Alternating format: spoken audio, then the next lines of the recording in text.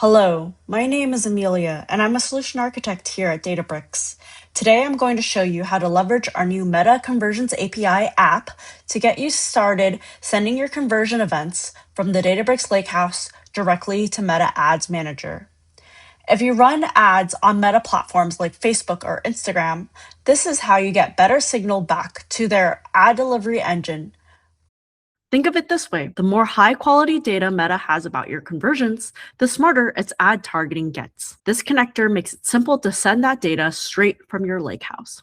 Before we jump in, this is the Meta Conversions API listing on the Databricks Marketplace. This tutorial assumes that an admin has already clicked Get Access and installed the listing into your workspace. When that is done, the listing will show that it's been installed, and it comes with two things: a sample data set with realistic conversion events, and a companion app that walks you through everything else.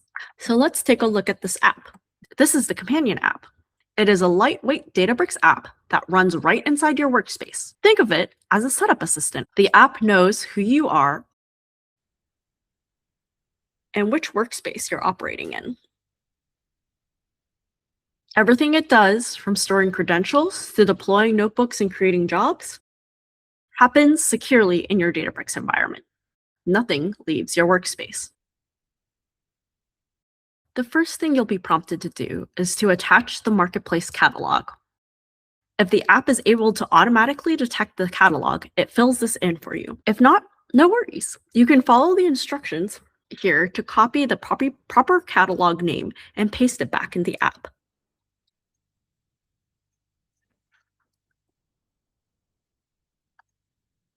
Now, let's get connected to Meta.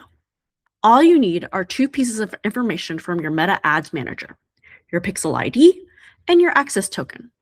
If you've ever set up the Meta Pixel on a website before, you've seen this Pixel ID. It's just the identifier for your ad account's tracking. The access token is like a secure key that lets Databricks send events on your behalf. If you're not sure where to find this information, we've linked Meta's documentation right here in the app to help get you started. But basically, both can be found within your Meta Ads Manager. Once you've entered in that info, we store this information securely using Databricks secrets, never in text and never leaving your environment. Now that we've added this information, let's test the connection. The app quickly sends a test event to Meta's servers to make sure everything is valid before we save anything. No guessing. You'll know right away if something is off. The connection is now verified, and we've confirmed we've copied the correct information. And boom, you've successfully connected Databricks to your Meta Ads Manager for CAPI delivery. Now that the connection is set up, you have a few options for how to leverage it. First is the Quick Start. It uses sample data that came with the Marketplace listing to send test events to Meta right now. Second is the Deploy Notebook option. This is a great option if you want to make quick adjustments, attach your own data for testing, or just to see how the process works under the hood at your own pace. Third, we have Set Up a Job. If you already have your conversions data ready to go, this lets you configure the column mappings Meta requires and set up a recurring job to keep the data flowing on a schedule from Databricks directly to Meta. Today, we'll walk through the Quick Start end to end, and we'll take a quick look at the Deploy Notebook and Set Up Job options. So let's start with the Quick Start. Notice the sample data location is already pre-filled. This is the sample data that came along with the Marketplace listing. You don't need to configure anything additional. If you have one, you can also enter an event test code here. This is a code for Meta's Events Manager that lets you verify events have arrived without affecting your live ad data. It's great for a first run, and if you have Ads Manager open alongside this, you'll start seeing events popping in about 30 minutes after delivery. Now, let's send off the request. Behind the scenes, the app is reading the sample data, mapping each row to Meta's required format, hashing personal information like email and phone number for privacy, and sending everything to Meta servers in batches. And here are the results. Let me walk you through what we're seeing here. The events sent denotes how many rows Meta has accepted. If any events failed, that will also appear. The number of batches that it took to send events will also be logged. We have an example here of if there is an error. So you'll see when events failed, there will be a tally of the number of events that have failed, as well as a detailed error message to help you and your team figure out what happened. Now let's hop back to it. Now that we've completed the quick start, let's see these events directly in Events Manager. Here we have a screen share from a colleague of mine who has access to the Meta Manager. You could see that he's going to dataset and pixels, and we're confirming that the dataset is receiving events. Once you click in, you'll be able to see the events that have been sent over the past few days.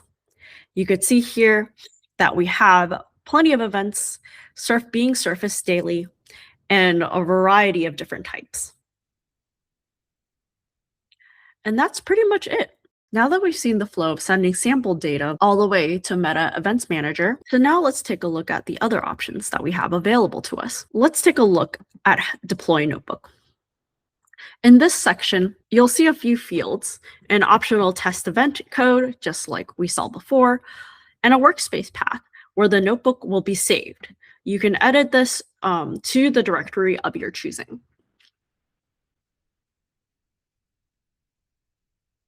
Once you feel satisfied, you can click Deploy to Workspace, and I will provide you a link of exactly where this notebook is. Once you click into it, you'll be able to see a full, documented, and detailed Databricks notebook that will walk you through leveraging the UDTF and provide you options to customize everything from the column mappings all the way to how you define your tables to deliver to Meta. Now, last but not least, let's explore what it looks like to set up a job.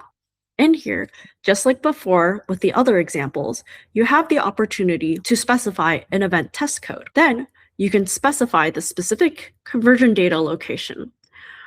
Right now, by default, we have the sample data set specified here. As you can see, this field is connected to your Unity catalog. So it makes it very easy for you to search, browse, and select the table that makes the most sense for your use case. But for now, let's put it back to the sample data. Once you've specified a data location, you will have to map the columns from that table to the Meta CAPI parameters. We make it easy for you by denoting required parameters with an asterisk and also providing any mandatory transformations with a lock. That way you know that you aren't missing anything. Once you've specified the parameters that are relevant to you, you can fill in some additional details to schedule this job. You can have it triggered manually, daily, or weekly, and there are a lot of advanced settings that you can further customize on once you have created this job. If you do not want to use the application to create the job for you, you also have the option to export the requirements in a JSON that you can easily copy into your own repository and launch the job via CLI or API instead. Here, we will create the job. Once the job is successful, you'll get a check mark and a link to access the job. Let's take a look and see what that looks like. Within the interface, you will see the Meta CAPI job under this title. The notebook will be attached along with the relevant parameters that you have specified.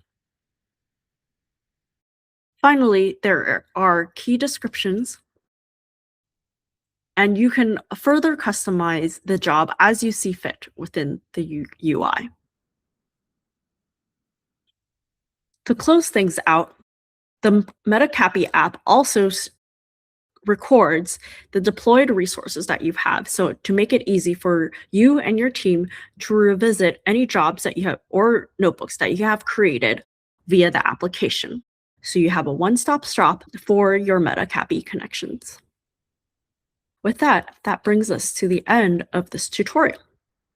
So to do a little quick recap of what we did, we started in the marketplace listing, then we connected to Meta with a guided wizard. This allowed us to leverage the connector with no code required. We sent some conversion events using sample data all under a minute. And we also saw how to deploy a customizable notebook for more control and how to set an automated job within this application. All of this runs securely inside your Databricks environment. Your data stays governed through Unity Catalog, credentials are stored in Databricks Secret, and everything is audible. If you want to try it yourself, search Meta Conversions API within the marketplace, and you can be up and running in minutes. Thank you for tuning in.